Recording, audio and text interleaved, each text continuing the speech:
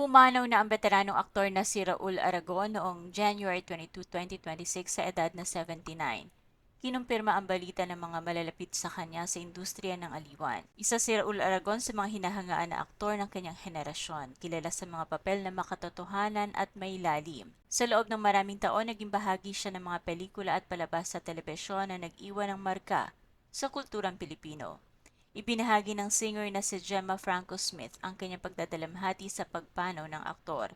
Ayon kay Smith, hindi lamang mahusay na artista si Aragon kundi isang taong bukas, magbahagi ng payo at karanasan, lalo na sa mga mas bata at baguhan sa industriya. Bukod kay Smith, marami ring netizens ang nagpaabot ng kanilang pakikiramay at pag-alala sa yumaong aktor.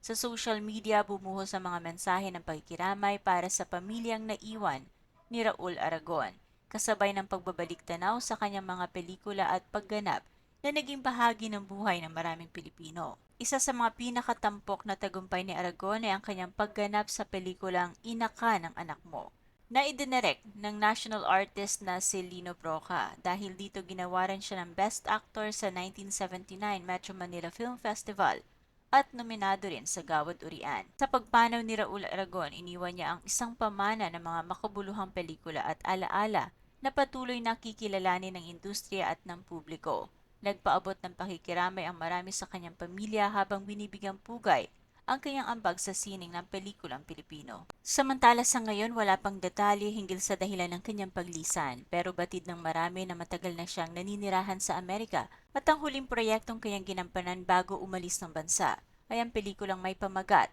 na Sana ay Maulit Muli na ipinalabas noong taong 1995. Mula sa amin, kami nakikiramay sa pamilya ng naiwang veteranong aktor na si Raul Aragon.